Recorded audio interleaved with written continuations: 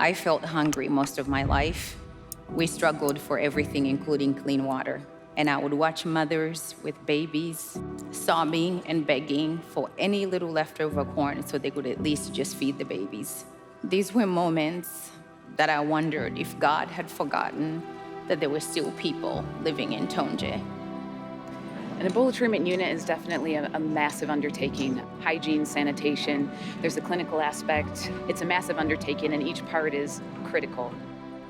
It's much worse than I ever thought, that you just can't identify with unless you're here.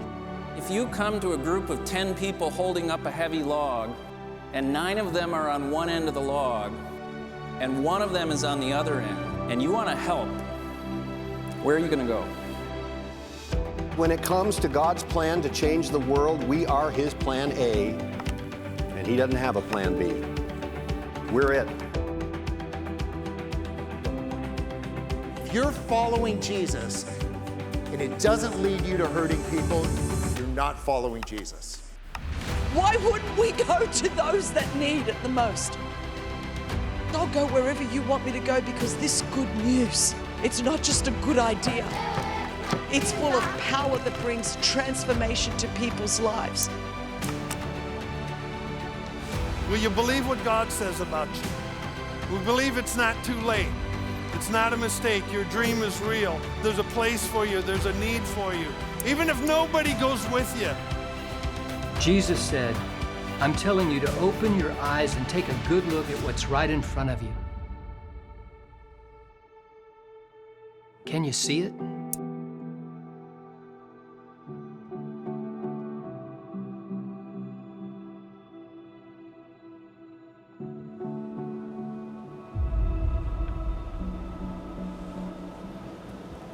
Hello and welcome to the Mobilizing Medical Missions Conference here at Lakewood Church in Houston, Texas. We are so glad you've joined us here on this broadcast. We have 2 days full of incredible speakers, incredible content that I know is really going to be powerful and really going to help you discover that journey that God has you on to help in mobilizing medical missions. Of course, our conference host, Dr. Paul Osteen, is here. All the preparations for really the last 12 months, because here we are and we're ready to go. It's our 5th annual one, Chuck. We're so excited about that. You know, we have thousands of people here, but we didn't want to just limit it to the building here. We want you to experience here if you can come, but if you can't, you know what, tune in. And I know we've got some friends that are tuning in from all around the world. I'd like to welcome my friends from Mukingi Mission Hospital in western Zambia. So Vumba and Lynn and Missy and David and all the rest of the crew. I can't name your names all, but listen, welcome. We're glad you're joining. And I looked at the list. People are joining us from all over the world. So yeah, in fact, that's one of the things we would love for you to do, is to say hello to us so we can say hello back to you. In the comments section below, you can actually just type your name, where you're from, maybe what you're interested in. Maybe you even have a question for Dr. Paul. If we can get to those, we'd love to be able to answer those. But type a comment with your name and where you're viewing us from, and we'd love to say hello there. We also have some incredible content for you, and I want to encourage you to go to m3missions.com. And you can actually, if you were here in person, you'd have one of these in your hands. But since you're joining us by way of video, you can actually download this and follow along. All of the conference information is in here. You'll be able to see what's coming up on the sessions, who the speakers are, some of the content. And Paul, let's kind of maybe start with an overview of what people can expect to see over these next 2 days. Yeah, well, listen, we have 34 speakers from around the world, and I like to describe our speakers not as people that have theories about global health and global missions. They're people that are deeply engaged, fingernails dirty, deeply engaged in medical missions, and these are people that are just a wealth of knowledge. And so 34 speakers are going to be speaking. We also have 90 exhibitors here. We're going to pretend that the viewers are right here with us, and we're going to take a tour, and we're going to go around the exhibit booths. We're going to have some of the actual exhibitors come and talk to us here so that you can understand some of the great missions that these organizations are doing. So and so we're really today, excited. we're going to have some of those exhibitors on They're the set. They're going to actually with come us. here. Yeah. We're going to also take a tour. We're going to walk around so people will actually be able to experience it. Well, it is, we understand that you know, people are busy and not everybody could get to Houston this time, but go ahead and plan for next year. Yeah, now, absolutely. Right? Kind of put it on the calendar, and we'll give you more details on how to do that later. But do be sure and say hello in the comments below so we can give you a little shout out as well. So I know that you and your team have been working on this for really probably since the end of last year's session to get ready. Some of the highlights and some of the speakers that are coming up for this year's conference. Well, I'm very excited that we have some speakers coming from Africa. Okay. Listen, the hope for any of the low-income countries is not for us to go over and do all the work. It's to train those local people to do the work. So we have Dr. Agneta Odura coming from Kenya. She's at Tenwick Mission Hospital. Agneta is just a brilliant physician, recognized by Forbes magazine last year as a genius and a force of nature. And that's exactly what she is. But she's a godly lady, a great surgeon. She's not only trained in general surgery, she's trained in pediatric surgery and also in pediatric heart surgery. So she's really making a difference in training and taking care of people in Africa. We also have to have Dr. Shak Eberle coming from, he's actually from Congo, and then he trained in Cameroon and finished his training in Gabon. He's now working in Malawi, so we're excited to have him. And then also representing Burundi, we have Dr. Alyssa Pfister. So all three of those people came from Africa just to be a part of this conference. That's amazing. So for the non-physician among us, me being the first and foremost, in layman's terms, what do you hope this conference does, and who is it really for? Well, the theme of the conference is for anybody who has a heart for global missions, and that doesn't have to be medical. It can be in any way, evangelism. I tell everybody all the time, some of the most needed people in the mission field are diesel mechanics, IT people, and electricians. Really? Because you don't realize your gifts and talents can be used. And many closed countries right now, you can't get in as a minister, but you can get in as somebody that's in business, or somebody's in IT and things of that nature. But in answer to your question, Jesus said in John 4, open your eyes and look at the fields that are ripe into harvest.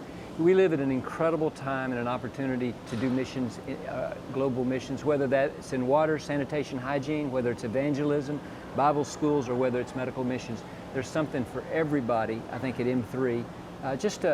Our hope, honestly, Chuck, is that a spark would be ignited, and that a flame would be ignited inside, and people would become passionate about using their gifts and talents and their lives to advance the kingdom of God. Yeah, in our opening, I heard Bob Goff, who was a speaker a few years back.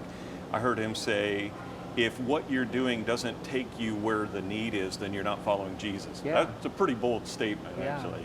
But I think it's true. Yeah, if you're not, you know, Jesus in Matthew 25 said, listen, I was sick, I was hungry, I was naked, I was thirsty, I was in prison, and what did you do? And I think what Bob said is beautiful. He said, if it's not leading you to hurting people, then you know what, you're following the wrong person. Yeah. Inside the brochure, which by the way you can download. I know I mentioned that already, but I do want to make sure you get this resource, because there's a ton of great information in there that will help you kind of follow along as we go through these next 2 days. But one of the amazing things that I read just inside the opening page were some of these statistics. Can you go through and share some of the, because I was blown away by this information. Yeah, just a few of the statistics we'll talk about this weekend. 830 mothers in low income and low resource countries die every day, usually related to childbirth. 830 people. Now I want to contextualize that. That's 3 jumbo jets. They crash every day in Africa of mothers in them. And this is just Africa you're talking about? Well, it's worldwide, but most of 90% are in Africa. Okay. But think about 3 jumbo jets going down. If one jumbo jet goes down, you know, it's a tragedy, and rightfully so. But this is happening before us, 830 moms. And think about, to contextualize that, Chuck, if a mom goes down, it's not just taking her life out, it's impacting the life of that family. Right. She usually has 3 or 4 or 5, and sometimes more kids. Impacts those kids as well, and impacts the whole family. So that's just one statistic. 74 million people are displaced or refugees right now in the world, highest number in the history of the world. 420 million children live in war zones. 5 billion people lack access to safe, affordable, timely surgery. 5 billion people. That means if you're in the floodplains in Eastern Angola, and you need a C-section, and you're a 15-year-old mom, the likelihood of you getting that C-section is pretty low. 5 billion people lack access. And so if that that young lady dies of needing a C-section, she loses the baby, very often will lose her own life. Chuck, the compelling thing to me is that those lives will never go on anybody's statistics because nobody will ever know. Right. And so 5 billion people and then 2 billion people don't have any Christian witness in and around them. That means there's no Bible in their language, there's nobody that is a Christian, there's no church on the corner. Those things are compelling statistics to me.